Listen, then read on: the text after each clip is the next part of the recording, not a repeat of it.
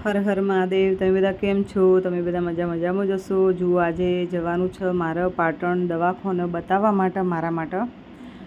તો અમે પણ જમવાની તૈયારી કરીએ છીએ। તો જુઓ પૂરી ગાડી સાફ કરી છે। મેં જમવામાં બનાવ્યા મરચાં અને શાક બનાવ્યું તોદળચાનું। અને માનસી નાહવા ગઈ છે, તો માનસી નહીં આવે એટલે અમે જમી અને જઈશું દવાખાને બતાવવા માટે।